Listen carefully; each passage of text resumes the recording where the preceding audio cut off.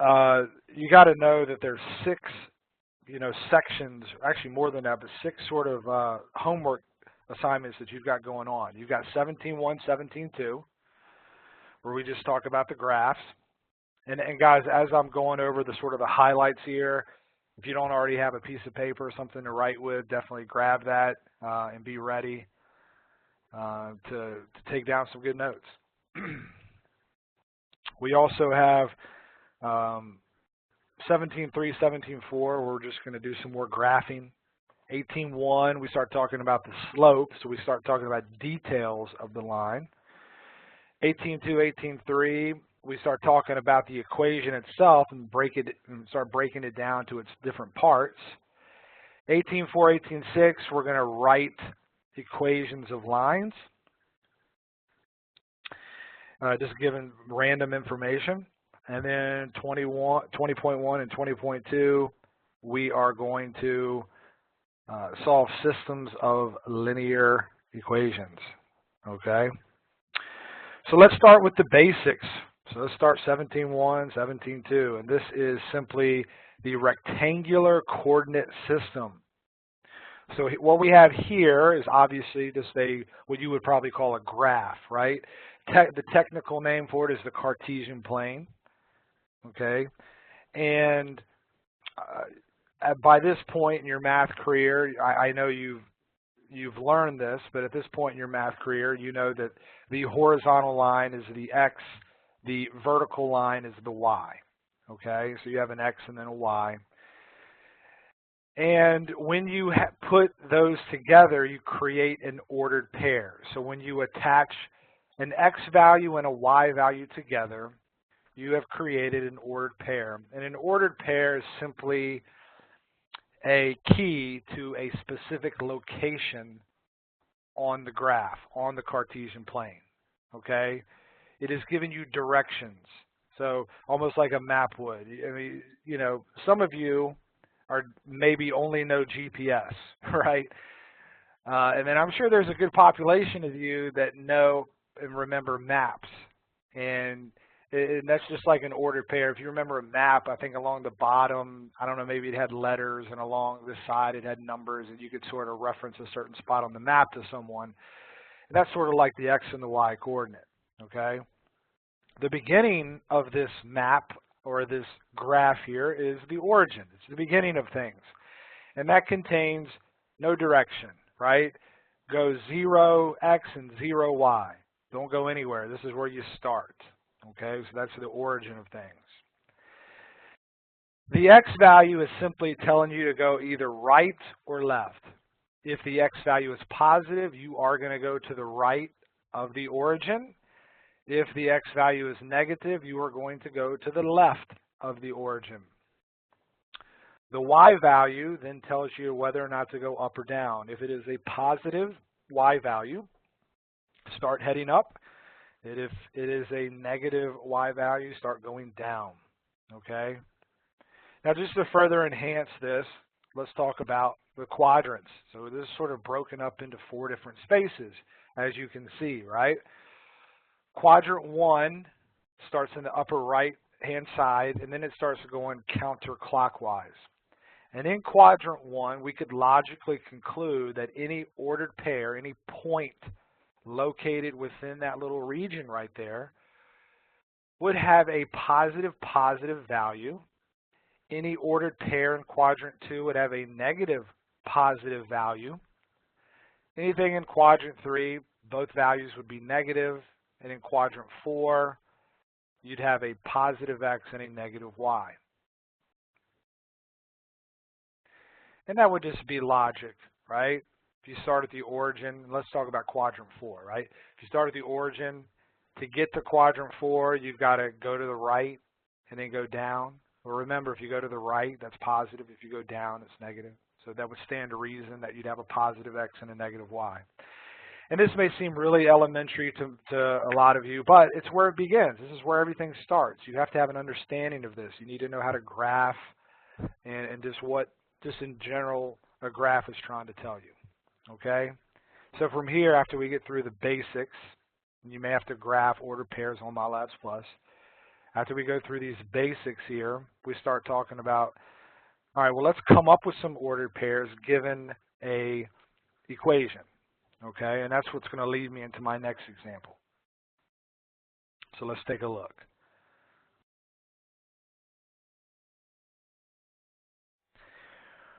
I have sort of a vocabulary here. They're going to talk about standard form, and standard form for a linear equation is when the x and the y are on one side and then your numbers on the other. So basically whatever x and then whatever y, so they put this capital A and capital B with it, equals a capital C. That C just represents a constant, whatever number it may be. This is what they call standard form. We're going to learn about a few other forms tonight, but this is the first one, so standard form, okay? And so let me give you an equation in standard form. Negative 5x plus y is equal to 2. And what I'm going to teach you with this is how to come up with 3 ordered pairs.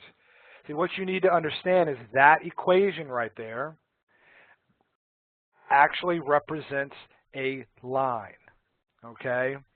So the equation, if you were to see it on a graph, would create a straight line. And you'll have a way better understanding of that as I go through some examples tonight, and you'll see why. But let's start with this one, this very first one. And I'm going to walk you through a method that I'm going to call the table method, okay? And in MyLabs Plus, they're going to have you do a few of these examples. They're going to actually give you X values. And what they're trying to do is they're trying to teach you how to do this method. And so they are coming up with some of the examples that already has X values, okay? There's going to be another example, a couple examples that we'll do in a moment where we will come up with the X values. And you have the freedom to come up with anything you want. But as they start you off, they do that part for you. They're saying, hey, okay, we want the X's to be -3, 3, and 6. And when the X value is -3, I want you to tell me what the Y value. So I'm going to walk you through again what we call the table method, okay? Because we're creating a table here. So let's do the first one. If you haven't guessed already, you're just going to use the substitution method. So you're going to take that little -3 there, the very first one, and you're going to substitute it into the original standard form equation, -5x plus y equals 2. But instead of the x, you're going to put in -3. And you can see there on the right-hand side what it would produce. If you put a -3 in for the x, you'd get a +15, because a negative times a negative is a positive. You would then move the 15 to the other side. And remember, when we move something across an equal sign, we make it its opposite. So what I actually did was 2 minus 15, and I got a -13. And so I could put in my table -13. I have an ordered pair, -3, -13. That's 3. So that's starting at the origin and going 3 units to the left and 13 units down. Let's do the next one. So we take a 3 and we put it in for x. We still get that, we have that -15, right? But when we move it over this time, we make that -15 a positive, and we're going to get a 17. 2 plus 15 is 17. So I put that in my table. And I have 3 units to the right and 17 units up from the origin. 3 to the right and 17 up. And then if I do another one, the 6, I can put a 6 in this equation here.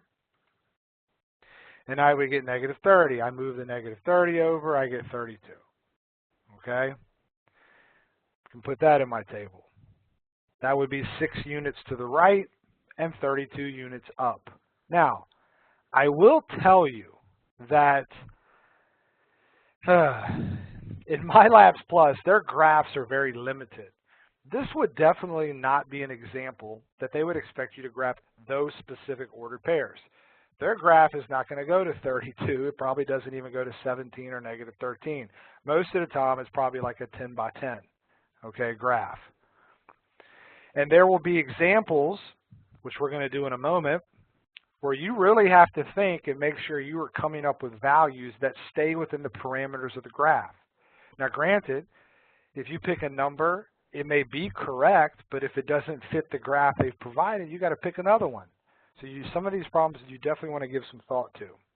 All right, let's go into an example in which we have to come up with the x values. But it's going to work out just like this, okay? All right, let's take a look. So what I have here is the equation y equals 3/5 x minus 1.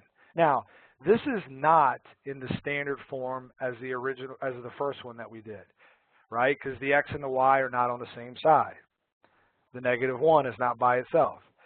As you'll learn later in today's lesson, this is actually called slope-intercept form. They don't tell you that right now, but I'm just going to go ahead and tell you that's actually slope-intercept form, okay? And what we're going to, and slope-intercept form is awesome. That's probably one of the best forms to put something in. The majority of the time, not all of the time. But for something like this, it's great. So what we're going to do is we're going to come up with some ordered pairs, and then we're going to graph it, okay? Now, one x value that you should always come up with right away, whenever possible, is to come up with a 0. Put a 0 in right there. That's like one of the easiest ones that you could ever do, right? So for me, I'm always picking 0. I'm like, all right, let me get 0 out of the way and get 1 knocked out. And then we can see what happens when I put that 0 in. I have y equals 3/5 times 0 minus 1. Look how easy this became. Obviously, that's a 0. I'll go ahead and write it just for reference. So you have a -1. So my ordered pair, one ordered pair of this graph is 0, -1. Well, that's pretty easy, right? That's not too bad. Now, let's put some thought into the next one. The reason I picked this particular example off of my math lab is because it has a fraction, and fractions often intimidate students, right? And I totally get it. It's because that's probably the furthest thing from your memory, right? Fractions are something that you probably began in either late elementary or early middle school. And then all of a sudden they threw a calculator in your hand, and then it's like, all right, I don't know how to do fractions anymore. Well, let me just show you. What we're going to do is, so I don't end up having to graph a fraction, because MyLabs Plus doesn't handle that too well. You want to come up with nice numbers. I'm going to pick a number so that I know that my y value is going to be a nice integer. In other words, it's not going to be a fraction or a decimal. And I think the best strategy for this, if you run across this example, is just mimic the denominator. I got a 5 right here. So just copy over the denominator, 5. Let's see what happens when we do that, okay? So y is equal to 3/5 times 5. And remember, that's really just a 5 over a 1, right? So I'm plugging in that 5. It's really a 5 over 1. The reason I wanted to show it like that is because in order to multiply, you multiply the numerators and you multiply the denominators. So I have y equals 3 times 5 is 15. 5 times 1 is 5. So I really have y is equal to 3 minus 1. So I have a y value of 2.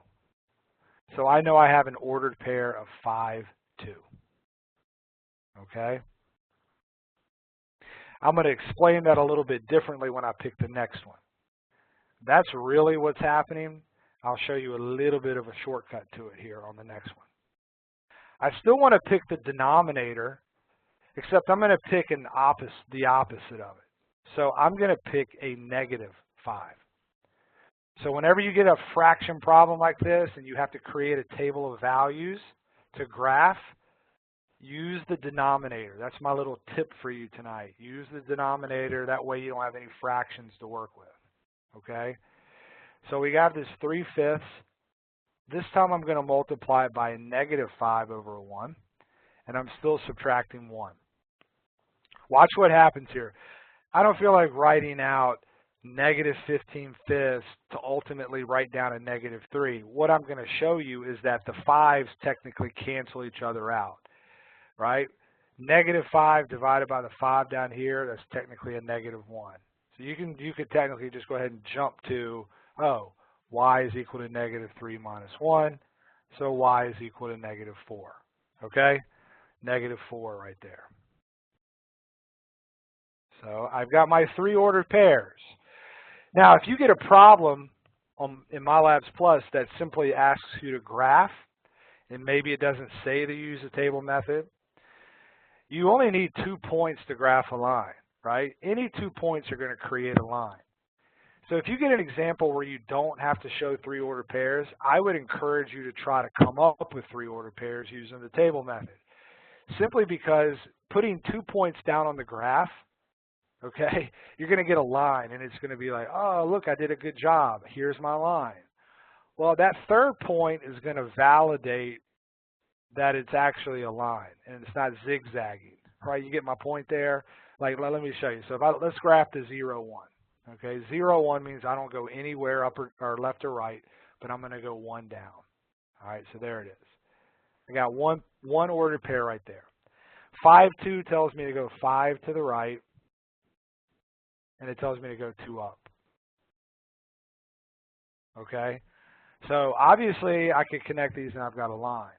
But here's what that third order pair will do. Let's go 5 left. 1, 2, 3, 3, 4, 5. 5 left, and I've got to go 4 down. 1, 2, 3, 4. So we got 4 down. It's like, oh, okay, good. They all lined up. The fact that they've all lined up is a good sign. Okay? Now, if that third ordered pair was not lined up with the other 2, you know that you have made a mistake somewhere. It could have been with the first one, the second one, or the third one. What you know, though, is that it doesn't create a straight line, so you shouldn't put that answer down. Okay? All right. Hopefully you feel good with that one. I'm going to do one more with you in this lesson, and then I'm going to jump to 17.3, 17.4. So let's do one more together. I try to pick some of the ones students have a tough time with. Let's do this next one here. 4x plus y plus 5 is equal to 7x. 4x plus y plus 5 is equal to 7x. Understandably, this looks intimidating right off the bat. I totally get it, okay? Because, hey, I got more than 3 things. I've got like 4 terms happening here. What's going on? This doesn't look like the rest of them. You're right, it doesn't. But you know what? You can make it look like the rest of them. And that's what I would encourage you to do. So I'm going to take this original problem, and I'm going to bump the x over here with the 7x. Not only that, I'm going to take the 5, and I'm going to bump that over here too. So think about it. When I bump the 4x over to the right-hand side, I have to subtract it, right? 7x minus 4x is 3x. I think everyone would agree with that, right? 7 minus 4. And then when I take the 5 and I move it across the equal sign, it is not a positive 5 anymore. It is now a negative 5 or a minus 5. And what do we have? We have that slope-intercept form, just like we had on the previous example. It's not the only way to do this. I mean, technically, you could have moved the 7x over with the 4x and the 5 over to the other side and created standard form. That was the first example we had. I think you'll feel more comfortable with slope-intercept form, the y equals form that you see right there. And we're going to base our ordered pairs off this. Remember, what's the first one I think you should always pick, right? The 0. So let's take a 0 and put it in for x. So I now have y equals 3 times 0 minus 5. Y is equal to 0 minus 5, which means y is equal to negative 5. I have the ordered pair 0, negative 5. Okay? That's an ordered pair for this graph. Let's do another one.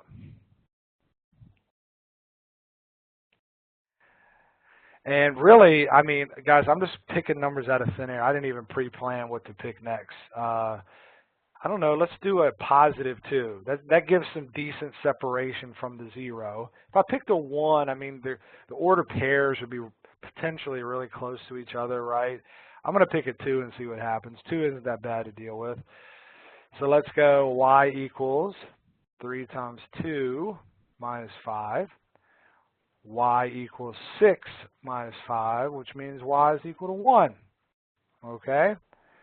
So I have the ordered pair 2, 1. And again, that's technically all you need, but let's do the third to have some confidence in our line. Okay? Let's pick a negative number. And again, this is totally random. You can pick whatever you want. Doesn't make any difference. I can think to myself, if I pick a negative 2, I'm probably going to end up with a bigger number. And remember, I told you in MyLabs Plus, the graphs are sort of limited in their size. So I might want to pick a negative 1, just to make sure that I don't get too big here with my numbers. So y is equal to 3 times negative 1 minus 5, which means y is equal to negative 3 minus 5, so y is equal to a negative 8. I would have had to deal with, if I picked a negative 2, I would have had a negative 11 to deal with, and the graphs probably don't get that big. Negative 8's doable, so we have negative 1, negative 8. Now my hope is that all three of these ordered pairs line up. So let's find out. Okay. Let's see. We have 0, negative 5. So nowhere left to right, and then 5 down. 1, 2, 3, 4, 5. I have an ordered pair right here. All right. Now I got to go to 2, 1. So that's 2 to the right and 1 up. And you can see, guys, I mean, my graph isn't perfectly scaled. If you have graph paper, that's phenomenal. My tick marks are in nowhere close to being perfectly spaced apart. So it might not make a perfect line because of that. But anyway, the next one, I got to go 1 to the left, and then I got to go 8 down. I've already gone 5 down, 6, 7, 8, and I got an order pair right here. So, I mean, it's a little squiggly. I think it's because of my just because I don't have a perfect graph there. I just have the X and Y axis. I have no grids or anything like that. But let me connect them. And it's not bad, right? It's pretty close. So there's a straight line. Looks good. And that would be the final answer. Again, MyLabs Plus, you would only have to put 2 of them down. But there we go. So that's it for 17.1, 17.2. I tried to pick a couple ones that could stump you, whatever. There they are. Done deal.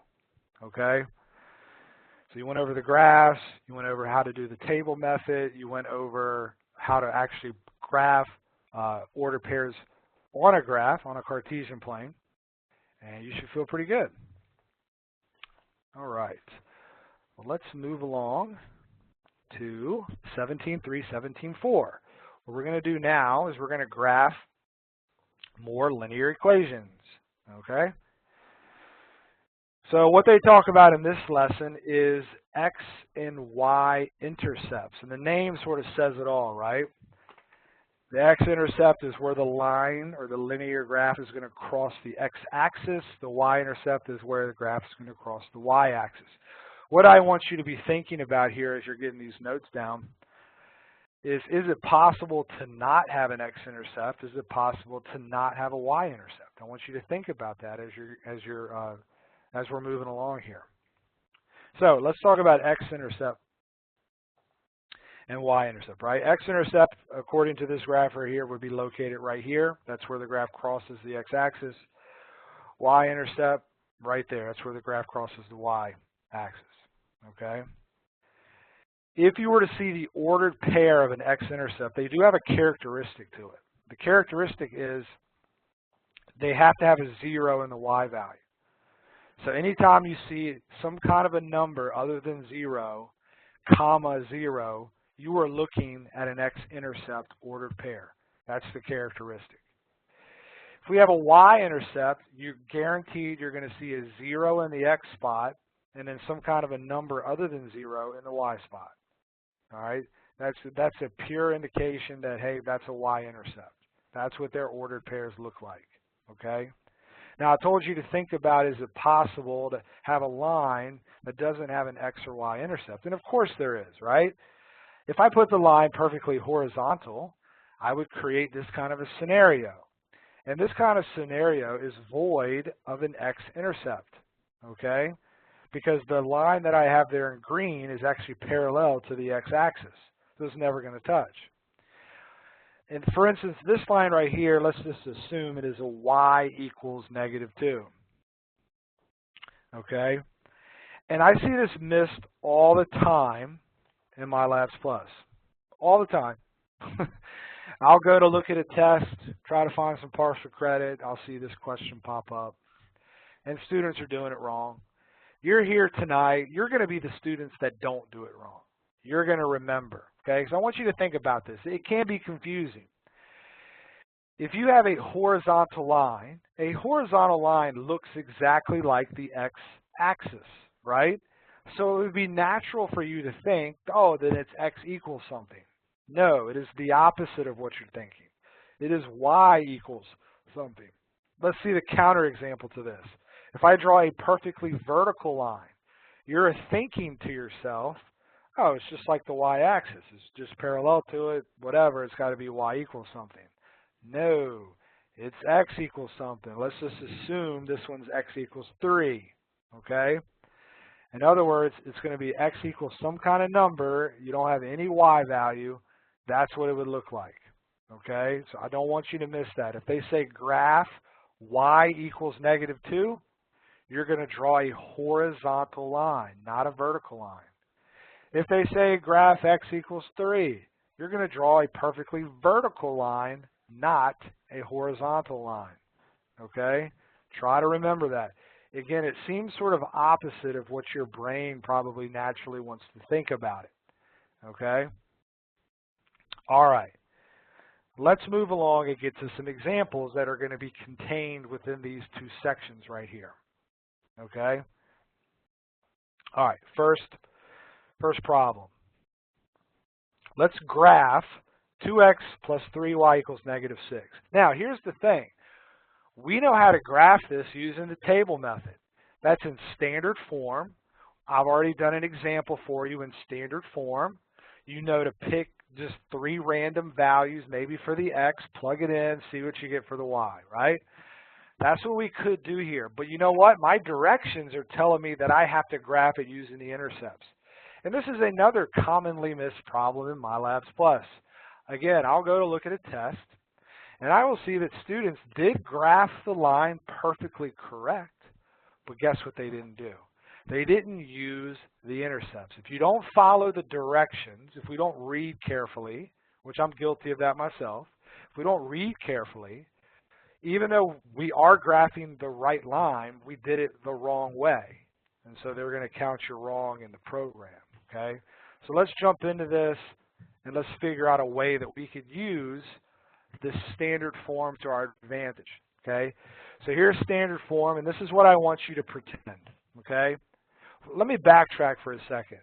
Remember in this slide right here, I told you that this is always the case right there, and that's always the case. In other words, you're always going to see a 0 right there for an x-intercept, and you're always going to see a 0 right there for the y-intercept. Let's use that to our advantage here with this standard form. And by the way, if you're doing intercepts, anytime you can put it in standard form, life is easy. Here's what I mean by that. X-intercept means that my y value is 0. So what I do in my mind is I just pretend for a moment that the y value doesn't even exist. And I can pretend that because I know that if I put a 0 in for the y, 3 times 0 is 0. I'm not going to have any y values anymore. So all I'm really doing is 2x is equal to -6, which means x is equal to -3, right? If I divide by 2, I'm going to get -3. I'll backtrack for a second. You guys see what just happened there? This is really what's happening. I'm substituting a 0 in for the y. What are you just inevitably going to get? You're going to get the x and the constant. That's all you're going to have. -6 divided by 2 is -3. This is why I said, hey, let's just pretend that's not there. It's the same thing, okay? That's just a little quick mental shortcut. It's not going to be there anymore when you're doing intercepts, all right? Let's do another one, okay? Let's do the y-intercept. Well, same sort of strategy. Let's pretend for a moment the x isn't there. And so you're really just saying, what is 3y equals negative 6?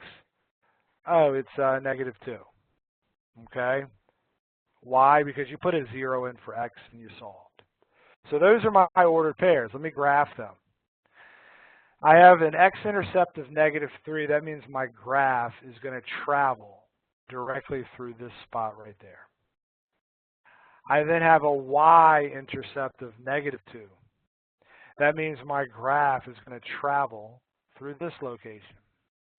Now, see, I only have 2 points, but since we're doing intercepts, that's all I'm going to have. I don't have like a third intercept with a linear equation, right? You could have multiple intercepts once, you deal with other shapes, but if you have this a straight line, you're not going to have any more than 2 intercepts, right? Oh, what did I do right there? I totally moved the line. I don't even know how I did it. So let me redraw it. Oh, look at that horrible line. Oh, I did it again. Oh, me. Tried it again. All right, don't go anywhere. The line got worse and worse as I had to repeat it. Anyway, there we go. There's the line, sort of, to those intercepts. Okay. So we had the x-intercept ended up being a negative 3, 0, and my y-intercept ended up being a 0, negative 2. That's what we graphed. There's our line. Okay. Let's do one more, and then I'm going to move on to the next section. Okay. We're going to graph this using intercepts, maybe. See how I put a little question mark there? I wanted to point this out just in case this popped up, because I have seen it pop up before. The directions will probably just say graph, but it may be contained within the intercept lesson. And so you're thinking to yourself, oh, I got to use intercepts. Well, let's put it in standard form for a moment, shall we? Remember, standard form is where you have, I guess I'll remind you up here. Standard form is where you have the x and the y on the same side, and it's equal to the constant. Okay, so all I got to do is move the y over to the left. If I put this as x plus 6y is equal to 0, right? I would have nothing left on that side. Let's see what happens if I try the intercept method. Imagine for a moment, if you would, that we're getting rid of the y right here. What would the x-intercept be? It'd be 0. And imagine for a moment if we were to get rid of the x and do 0 divided by 6. It would also be a 0. What is that telling me? It's telling me that my x and y intercepts are identical. In fact, void of a constant. If you do not have a constant in the problem, don't try to do the intercept method. Because if you don't have a constant, it means that the graph is going to go through the origin. So the x and y intercepts would be identical. So how would you know how to draw a line if you put both of your ordered pairs in the exact same location? To draw a line, you have to have 2 different points on a graph, not 2 identical points. Okay? So if you end up with something like this, you are going to have to resort back to the table method at that point. Okay? So you could pick your 0 for x. You're going to get a 0. We've already discussed that, right? Let's keep life easy. I don't want any fractions.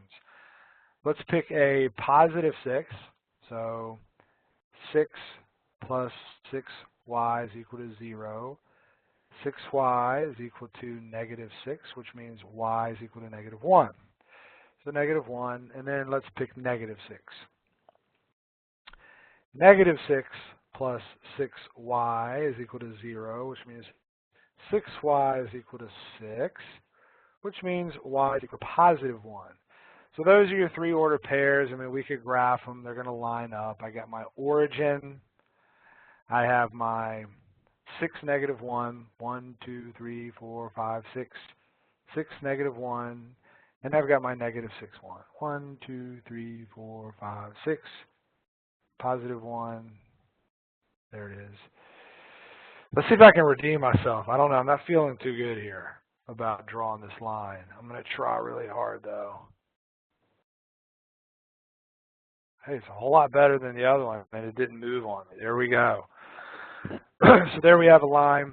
Again, we couldn't use the intercepts because it didn't have a constant. You'll understand more what that constant means in the next, I don't know if it's the next lesson, that's the lesson after that. You'll have a better understanding of that constant, but if you don't have a constant, guys, you can't do the intercept method, okay, to graph a line. All right. Well, if you have any questions, don't forget you can go to the chat area. I do have a colleague with me here tonight, and she'd be more than happy to answer a quick question for you if you do have it. One of the benefits of being here live as opposed to watching the recording. All right, let's jump to the next set of lessons here. We've got 18.1, and all we're doing here is we're talking about the slope of a line. Now, this slide right here is jam-packed full of information. One little technique or technology technique that you could do, you could wait till I do the whole slide, and you could print your screen if you know how to do that on your computer. Another technology technique is when I'm done with the slide, you can take a picture of it with your phone and have it, right? Or you can just write if you're a fast writer and keep up. So let's start with the word slope. In math, the powers that be long ago said that we don't feel like writing slope anymore. I just want to write a letter. And let's make that letter an M. Now, why they chose the letter M, I have no idea. I'd like to think it's because there's a bunch of slopes in the letter M. Doesn't it look like a bunch of mountains? So that's sort of my little feel-good moment there. That's why they picked M. Otherwise, why wouldn't you pick S? Or maybe that's because it might look like a 5. Or I could just be totally off base about everything. Maybe it comes from some kind of Greek word or Latin word or whatever. But I'd like to think it has a lot of slopes to it, okay? Now, more technically, that means a slope occurs when there's a rise and a run, specifically the rise over the run. It doesn't need to be in that order, rise over run, okay? Now, what does that mean? Well, a rise means that you have a change in Y value, and a run means that you have a change in X value, okay? And if you were to see that written more mathematical, right, what does change in Y look like mathematically? Well, it'll look like one of these two formulas. These formulas are super important. Make sure you get one of them down. I'm a big fan of the one on the right. Y sub 1 minus Y sub 2 divided by X sub 1 minus X sub 2. I'm a big fan of that one as opposed to the other one. The other one is actually the one that you would probably see on MyLabs Plus and in just about any math book that you would crack open. I have no idea why they want to put Y sub 2, then Y sub 1, then X sub 2, then X sub 1. Why do you want to put the second one and then the first one if you could yield the same result by putting the first one and the second one? I remember, it's funny how we remember things in life. I remember being in middle school when this sort of concept was just sort of loosely talked about. And I'm like, why? And I went up to my teacher and I said, I feel like I'm getting the same answers doing it the other way around. His name was Mr. Kaplan, and he was like, he had this very monotone voice. Some of you may think I have a monotone voice. I don't know. I try to give some decent inflections here and there. But anyway, super monotone voice. That's probably where I learned the word monotone. My mom probably taught me what that word meant after I described the teacher and how he talks. But anyway, he's like, yeah, that'll work. You can do that. And he didn't have an answer for me either. So anyway, I'm a fan of the second one.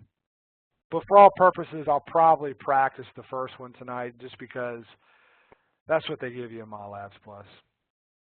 Who knows? I might forget and do the second one. Let's talk graphically about these. You have a line that could look like this. And if a line looks like this, it is said to have positive slope to it. And if you have a line that looks like this is said to have a negative slope to it. So one that goes up to the right has a positive slope. One that goes up to the left has a negative slope to it. Thought differently, one that goes down to the left is positive, one that goes down to the right is negative. Whatever perspective you want there. Now, you guys remember those equations I talked about, several moments ago, where I said, well, what if you had y equals -2? What would that look like? It would look like a horizontal line, right? That's your little y equals -2 example there. What looks like the x-axis? Well, in terms of slope, this is what they call a zero slope. And if you work out the formula that I have up there at the top right, the formula that I gave you a little story behind, if you end up working it out and you have a 0 in the numerator position, that's how you know you have a zero slope. In other words, the y values will be equal to each other. If you have y values equal to each other, it stands to reason that y⁻² minus y⁻1 would give you 0. So when the 0 is in the numerator, it is said to have a zero slope. This is also called no slope. No slope and zero slope are the same. I don't like you using no slope because too often students get that confused with the next one. When you have a vertical line, right? This is when we have equations that look like x equals something, right? Like the example I gave you, x equals 2. This is what we refer to as an undefined line, okay? Undefined line. When you work out the formula, you will end up with a 0 in the denominator. A way to remember this is if the 0 is underneath, it is undefined. If the 0 is underneath, it is undefined. Okay?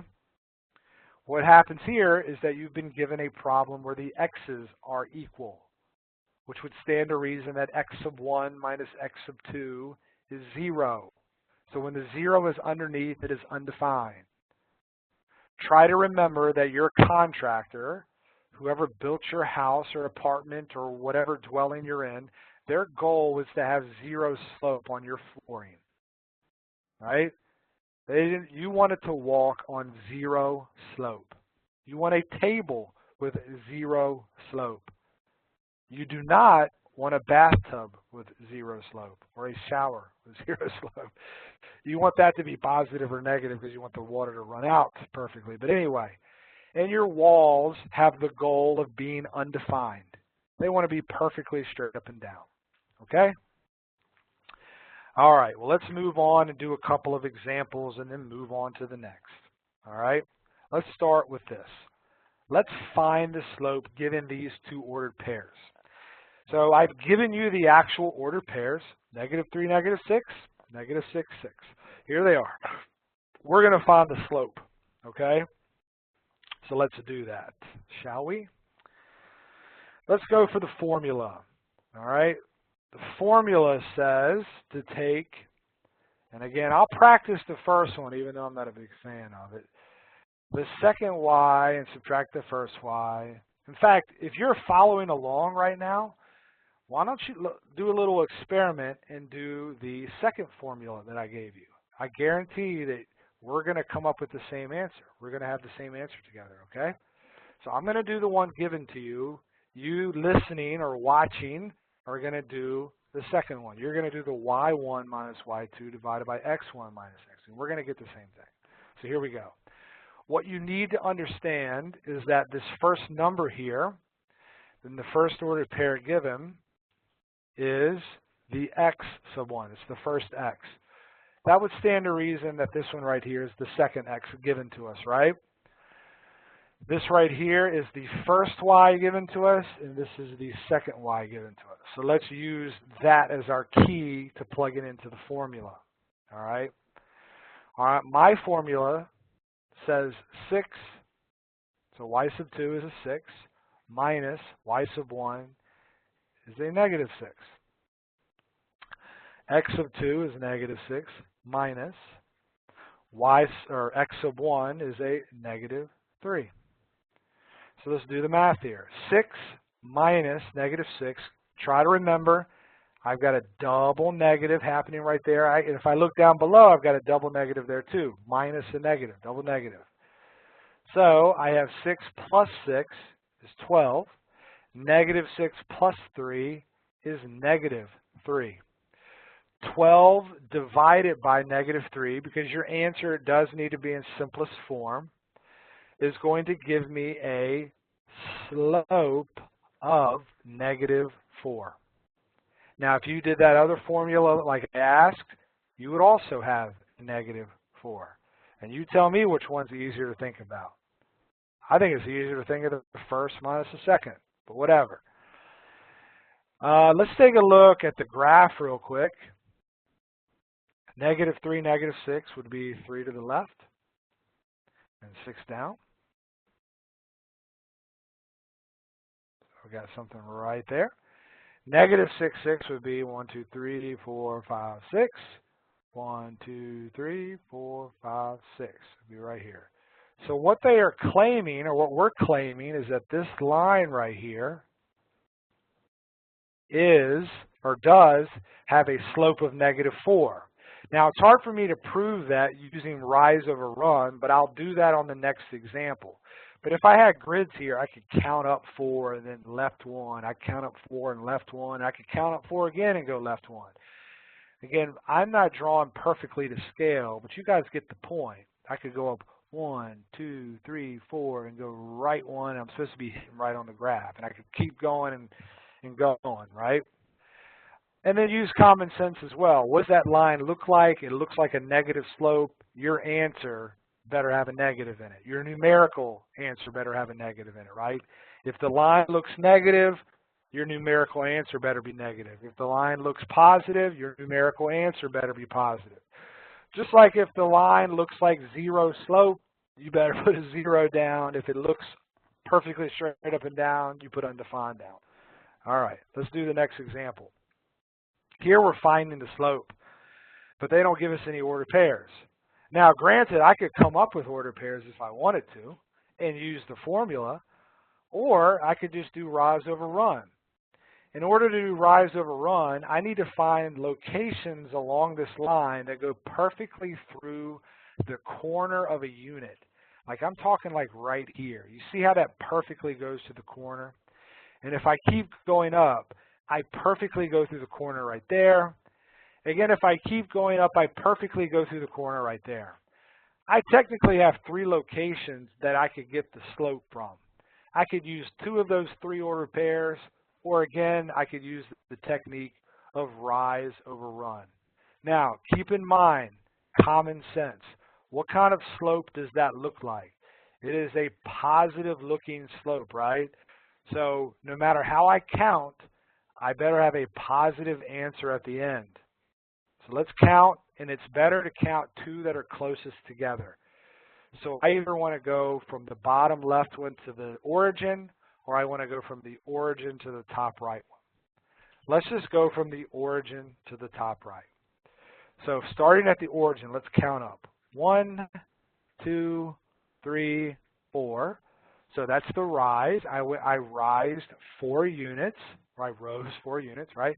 And then I got to run from this 4 here. I got to run 1, 2, 3. 3 units to the right. So I rised 4, I run 3. I used the wrong tense of the words there, did I? Rose 4, and I ran 3. So anyway, this next one here, I can just prove it to you this way as well. And this is what I mean. Always go up or down first, because you want to do the rise first. Go left or right second. The opposite of an ordered pair, right? An ordered pair tells you to go left or right first, and then up or down. When you're doing slope, go up or down, then left or right. They're sort of opposites of each other. Remember that. Not left and right, then up and down. Rather, go up and down, then left and right. Hopefully I didn't confuse you big time there. But look, watch what happens here. I can go up 1, 2, 3, 4, and I can go to the right 1, 2, 3. I still get a 4 over 3. It's still positive. Life is good. All right, so hopefully you feel good with finding the slope given a set of ordered pairs versus finding the slope given a graph, okay? All right, let's move along. Got a lot to do here. Let's talk about slope-intercept form. I've already introduced this idea to you with previous examples. So now we're going to actually get into it. Slope-intercept form is 18.2, 18.3. And what we have is y equals mx plus b. It's that y equals form. I say y equals form loosely because that's sort of how I describe it. You know, all right, well, let's put it in y equals form. What I'm really saying is let's put it in slope-intercept form, okay? The m, you guys already know what that stands for. It's a slope. What you may not know until now is that the b represents the y-intercept. That b value, which was formerly the constant, you guys remember me talking about the constant? If it doesn't have a constant, it doesn't have a intercept, right? So here they've changed that sort of constant to the b, and they're saying the b is a y-intercept. And if it doesn't have a b, guess what? It doesn't have a y-intercept, right? Let's look at some examples together, okay? Let's say I have y equals negative half x plus 4. And in my last lesson, they're just going to simply ask you, hey, what's the slope and y-intercept? Well, the slope, once it's in this form, and understand it has to be in that form, the slope is always located next to the x. It's the coefficient. That's the fancy word for the number part of the variable. The coefficient part of the x is the slope. So the slope would be negative half. The number all by itself is going to be the y-intercept. So negative half is the slope, 4 is the y-intercept. Let's look at another example. It's already in y equals form. It's already in slope-intercept form.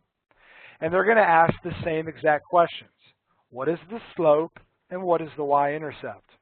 Well, in this case, the slope is still negative 1/2.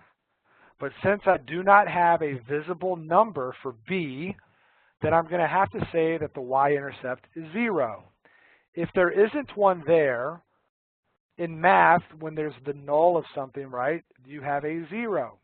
So I have no value there, it's a 0. That would indicate that this graph would go through the origin. Isn't that correct? A y-intercept of 0, in other words, if you don't have an intercept other than 0, it goes to the origin. A third example would be, what if I gave you y equals 4? Now, you're supposed to be a pro at this point in the lesson because I told you about the x equals 2 graph and the y equal, no, I said x equals 3 graph and the y equals negative 2 graph, right? I gave you those examples. Well, if you have a y equals 4, this means that the slope is 0 and the y-intercept is a 4, okay? So if there's no x value, then you have a slope of 0. Let's take a look at a couple of examples in this lesson and see what we have to do. And you guys are seeing just how everything is starting to build on itself, right? In this example, they're going to ask you for some things. They may ask you for the slope, which we've already done before. They may ask you for the y-intercept, or they may ask you for the equation to put it in y-intercept form as well. So let's do that, okay? Get back to it here. Well, we already know how to do the slope. We can just find some locations that go perfectly through a unit. So there's one right here, one right here, one here, and you'll notice it'll be very repetitive. All right, so there we go. I'm just going to need 2 of them to get the slope. Let's just use this one and this one. And we're going to use common sense, right? This line looks negative, so my answer for slope better be negative, right? We're going to use common sense there. So my slope is equivalent to, I'm going to count up or down first. So 1, 2, 3. I have a 3, and I went 1 to the left over 1. And I said, let's use common sense. This is a negative, so I'm going to say the slope is just a negative 3. Now, granted, I could put negative 3 over 1, but you need to simplify it. It's just going to be a negative 3. Okay? So I've got the slope done. Check on that. Let's do the y-intercept. Well, the y-intercept is located where the line intersects the y-axis. So that's right there. what number do you see? You see a 6. So the y-intercept is a 6. Now I'm seeing that my lowercase b and my 6 look very similar to each other. Please remember, I'm not saying 6 equals 6. Although that may be true, it's not what I'm stating right there. I'm saying b is equal to 6. Got a little more curvature on my 6 there. And then now we have to do the equation. Well, let's do that. If I remember slope-intercept form, I'm basically just going to be plugging in these values. So my equation is going to be y equals negative 3x plus 6. Done. Okay, so all of that information just from a line on a graph. So hopefully you feel good there. All right, let's take a look at another example. We'll do the same thing. I just want to run through it one more time because it's just super important for you to have the skill set to look at a line and know how to develop an equation from it. Okay, so let's look at another one. So again, I'm asking for the slope, the y-intercept, and an equation put in slope-intercept form. Okay. So we have this line. I'll point out some locations for you, especially if you're trying to mimic it. This will help you mimic it. This is a perfect looking spot. This is a perfect looking spot right there. Perfect, perfect, and perfect. So I've got ordered pair -6, -4, ordered pair -3, -2, ordered pair 0, 0, ordered pair 3, 2, ordered pair 6, 4. I could do the formula, or I could just count rows over run. I'm going to go rows over run. That seems to be the easiest. And I'm going to say, hey, common sense, I have a positive looking line. I better have a positive looking answer. I'm going to go from the origin to this first little spot here from it. So I'm going to go up 2. Always go up or down first when doing slope only. And then go to the right 1, 2, 3. And so I have a slope of 2/3. Up 2 over 3. You can prove that on any 2 points closest together. So slope is 2/3. Check. Let's now do the y-intercept. Well, it's right here. It goes right through the origin. So that means I have a y-intercept of 0. Check. I have all the information I need now to write my equation because my equation is based off of this format.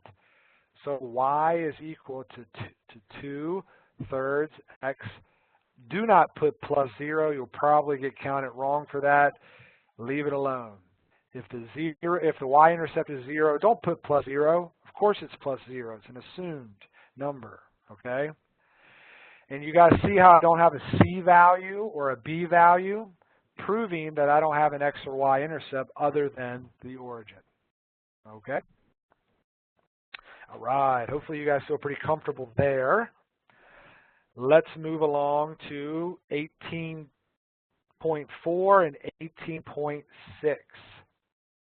Okay, that's where we're moving on to next. All right, 18.4 and 18.6, we're still sticking with lines here. And we introduce a formula called the point-slope form. And point-slope form goes like this. Y minus y sub 1 is equal to m times x minus x sub 1. Okay? Y minus y sub 1 equals m times x minus x sub 1.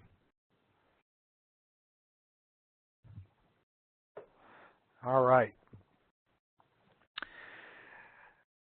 Also in this section, we're going to remind you about parallel lines and perpendicular lines, okay? Because they're going to ask you some questions about it. Parallel lines, the slopes are equivalent to each other. In other words, it could look like a set of train tracks, right? Perpendicular lines have slopes that are negative reciprocals of each other, or opposites, okay? And that would almost look like your graph or a Cartesian plane, all right, or an intersection to make it more real life. What's crazy is that if you decide you love math so much that you want to start pursuing a math career, and I can hear some of you chuckling right now, you will at some point get to a math class where they will say and make statements that parallel lines do not even exist. And that'll blow your mind a little bit. You could actually Google it if you're super interested in it after this lesson and see a little bit about it. But they say, oh, there's no such thing as parallel lines. They start proving it. But anyways, that's way down the road if you decide to pursue math. All right, let's get into our first example.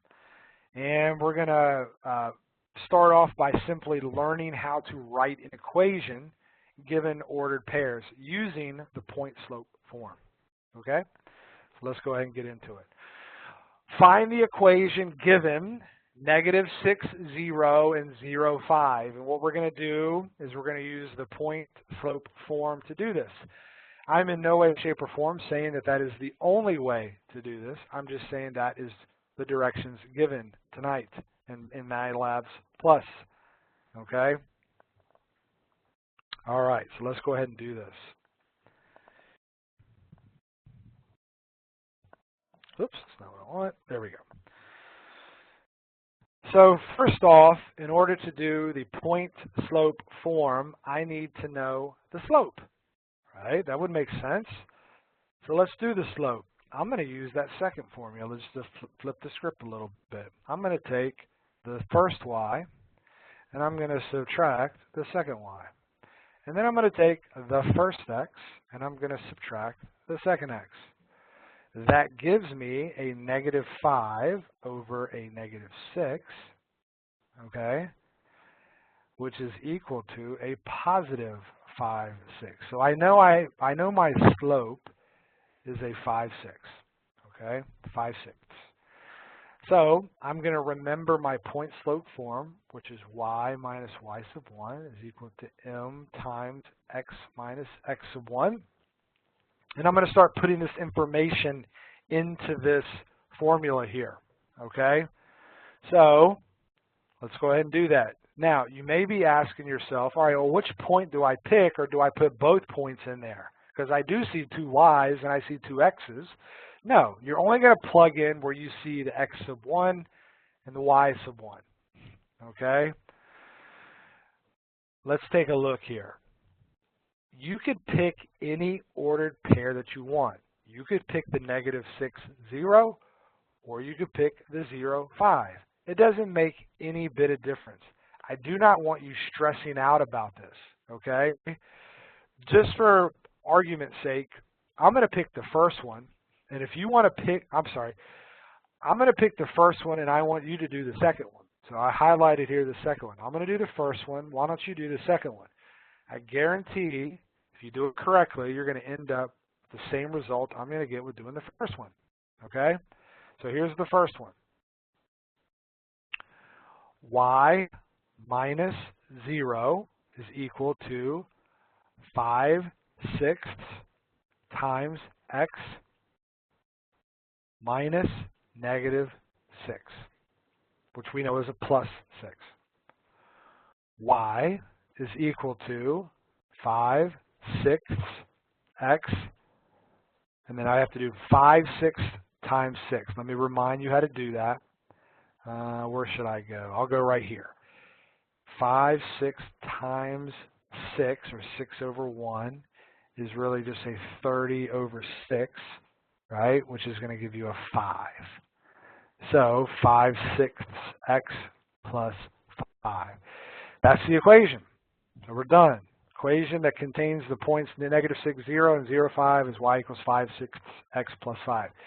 Now I guess I'll take a quick moment and do the other one, the one that I asked you to do, just to sort of prove things correct. Let's do the other one. Y minus 5 is equal to 5/6 x minus 0. Y minus 5 is equal to 5/6 x. 5/6 times -0 and 0. Once I bump the 5 over, look at that. I amazingly get the exact same answer. And it didn't matter which one. And why would it matter, right? Logically speaking, you should be able to pick either one. You shouldn't be getting different answers, okay? Because they're on the same line. All right. I asked down here about parallel and perpendicular slopes. And that's just to get us ready for our next example. What is the parallel slope to 5/6? I hope you're thinking, oh, it's 5/6, right? Because it has to be parallel. The slopes are identical, right? Remember, we just took notes about that. Slopes are equivalent. What about perpendicular? Well, if you look back at your notes, we said that's a negative reciprocal. Negative reciprocal means that you're basically going to turn it upside down, and you're going to make it opposite. That's the perpendicular slope, -6/5. Okay? So turn it upside down and make it opposite. All right. Let's do a couple more examples here. So here, and this is probably, actually, no, let's do this next one here. I'm going to skip this one for a moment. Let's go here. This is probably one of the more difficult examples that you could come across. I guess I'll backtrack real quick. Guys, this is the same kind of problem, except you have to come up with the ordered pairs or the actual slope, and then you just pick a point on the graph, right? I'm not going to roll through it, but just for a piece of advice, just do your rise over run, and then pick any point. Plug it into your formula, and it's a done deal, okay? So any point on the lines there, and then plug it into your point slope, and it's a done deal, okay? All right, let's jump to this, because this is really where students have a hard time. Find the equation of line B. Already you're like, oh my gosh, what in the world is going on here? Find the equation of line B described below and put it in slope-intercept form, okay? They tell us 3 facts. And just hearing your teacher say they're telling us 3 facts, that's got to be intimidating, right? Fact number 1. Line A, you know, this is like that joke, train A leaves Chicago at what, you know what I mean? So here it is, line A is parallel to line B. Okay, got it. I got some train tracks. Let's move on. Line A passes through the points 5, 3, and -1, -6. Well, what do you think you would do here? If they just gave you 2 ordered pairs, and you know we've been talking about slope, and you have directions that actually tell you they want the answer in slope-intercept form. Well, you're going to find the slope, so let's do it. M is equal to, I'm going to flip the script again. I'm going to do that first formula. So I'm going to take the second y and subtract the first y.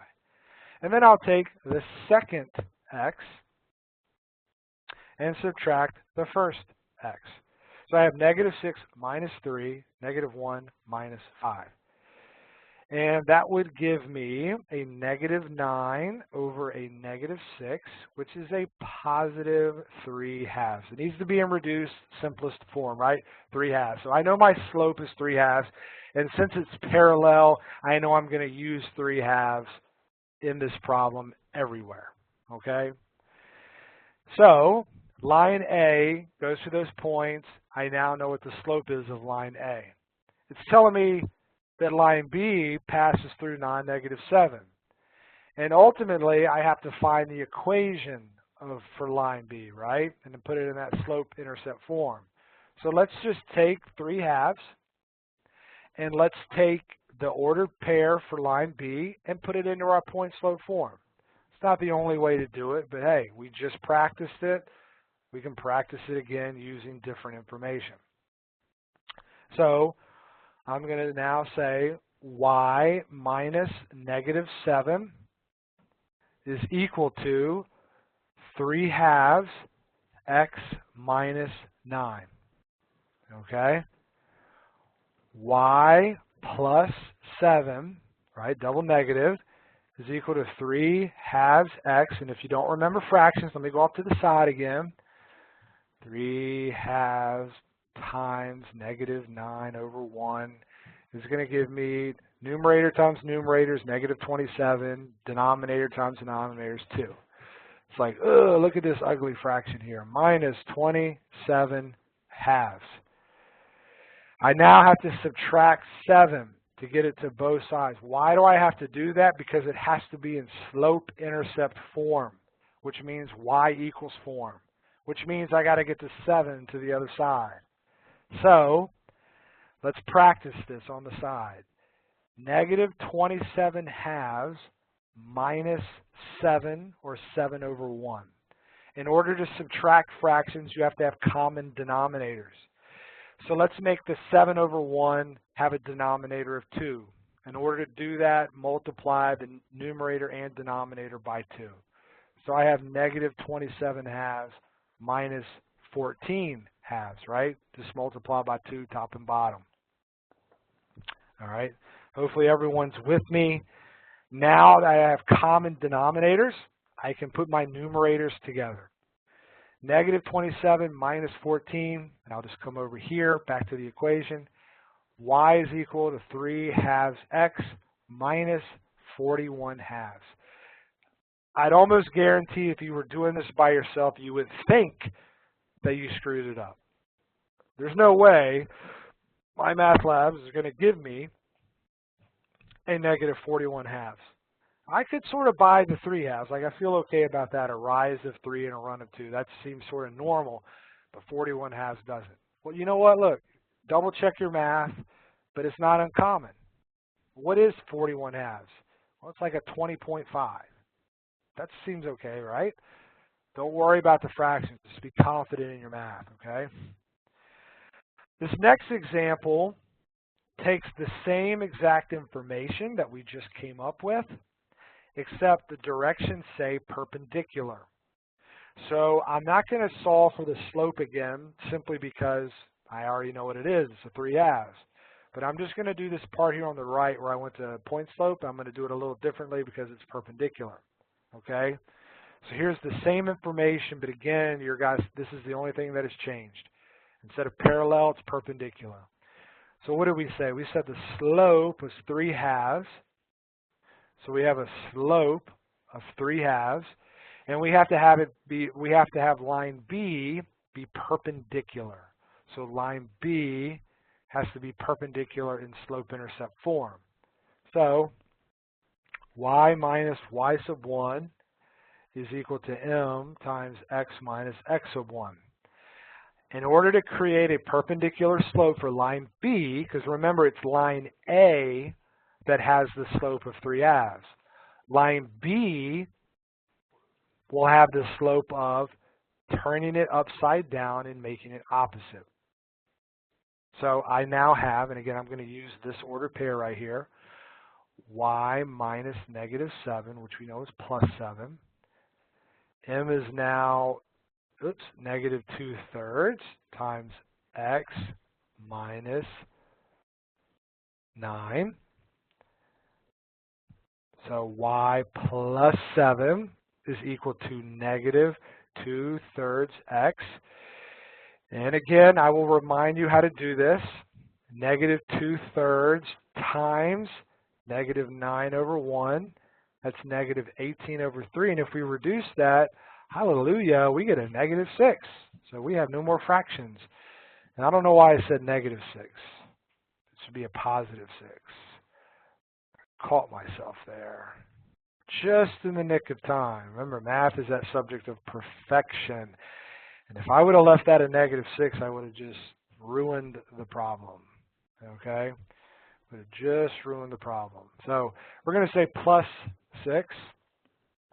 When I go to subtract 7,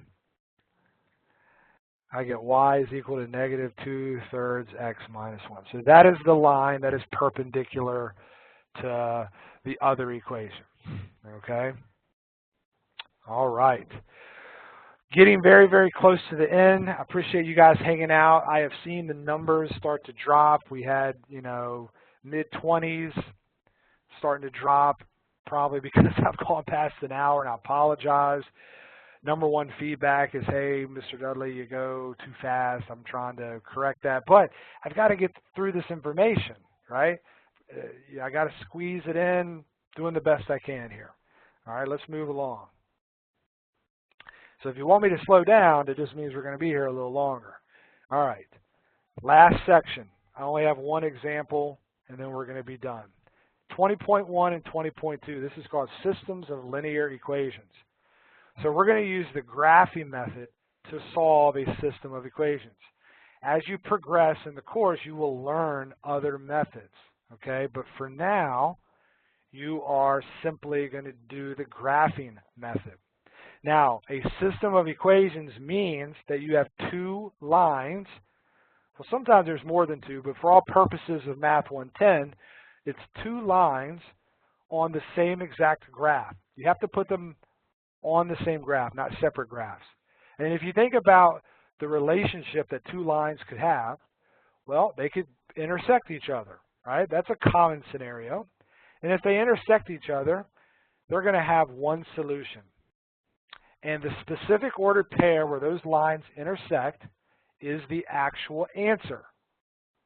That's the solution, where they intersect. The second possibility of two lines we've already seen tonight is that they could be parallel. And if lines are parallel, that means they don't touch anywhere. So let's think about the first one. If the answer was found where the lines touched each other, that would logically mean that if the lines don't touch each other, they're parallel, they're not going to have an answer. So it's said to be no solution. Okay? It's all dependent upon where the lines touch. So if they don't touch, there's no solution. When you don't have a solution, it's said to be inconsistent. Now, the third possibility that two lines could do, obviously they could intersect. They could not intersect anywhere, or they could in fact be right on top of each other and hence be the same line, right? If this happens, this is said to be infinitely many. That's got to make sense, right? Because they're touching everywhere. So everything is a solution, all right? When this happens, it's said to be dependent. So we have intersecting lines, parallel lines, and the same lines. One solution, no solution, infinitely many solutions. Let's go ahead and do an example of one of these three, okay? I'm going to give you two equations, and if you want to jump ahead of me and see if you can do it, you have the skill set to do that at this point. Go ahead. Here's the problem. X minus y is equal to -4. That's one equation. The other equation is x plus y equals -2. Okay? These two equations need to be graphed on the same Cartesian plane. Okay? And you technically have three techniques to do this. You could do the table method that we talked about tonight.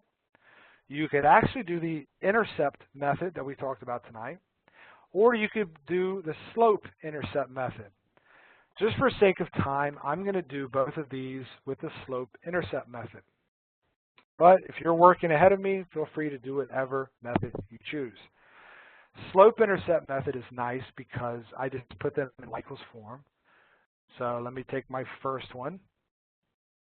I bump the x to the other side. I get -x. I drop down this -4 here, right? So everything has stayed the same except the x has moved to the right. I have to divide everything by -1, so y is equal to +x plus 4. So there's the first equation right there. Second equation, x plus y is equal to -2. If I bump the x to the other side, I have -x minus 2. There is the second one right here. Okay? So I have, this is my first one, this is my second one. I have them in y equals form or slope-intercept form. I think this is easy because all I have to do is plot the y-intercept for each of them and then slope off of it. A plane x has a slope of 1 over 1. A -x has a slope of -1 over 1. So let's get to graphing here. Y equals x plus 4. That means I have a y-intercept of 4. 1, 2, 3, 4. I have an ordered pair right here.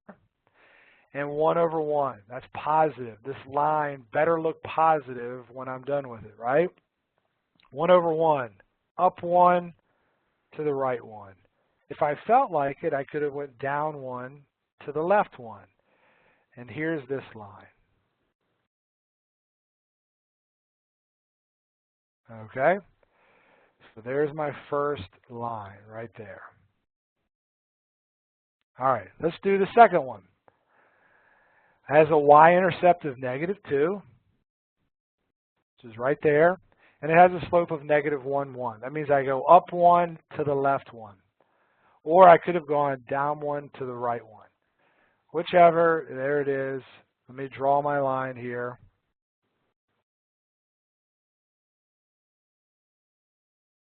Now you can see I have a one solution graph happening here, right? One solution graph. Look how beautiful that turned out. You see how I intersected right there and it turned green? It almost looked like I planned that. That looked pretty nice. I forgot yellow and blue make green. You learned that like forever ago.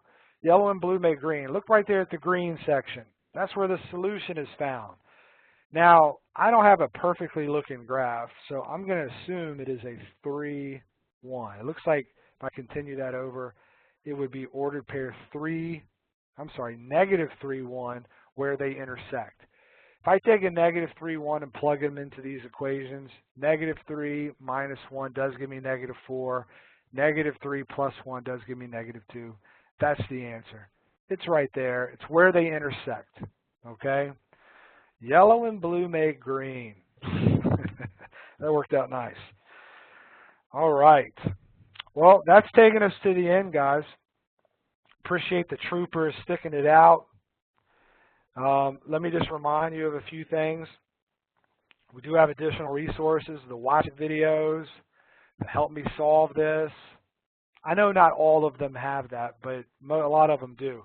You can ask your instructor, but again, please give your instructor some specifics of what you need help with.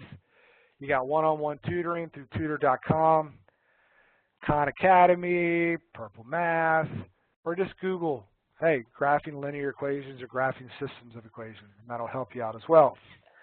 I've got 2 more of these webinars coming up, okay? September 27th. If there's any one that I want you to come to, it's that one. Out of the 4 that I do every semester, that's the one I think every 110 student should come to. Factoring polynomials. Mark your calendar. Tuesday, 7 o'clock. Then November 15th, also a Tuesday, we're going to complete the square and do the quadratic formula. Okay? Again, I appreciate you guys being here with me tonight. Give me some feedback after this is all said and done. Enjoy yourself the rest of the evening, and stay strong in 110. Stay ahead of the schedule, and just reach out to your instructor if you need anything. Have a great night.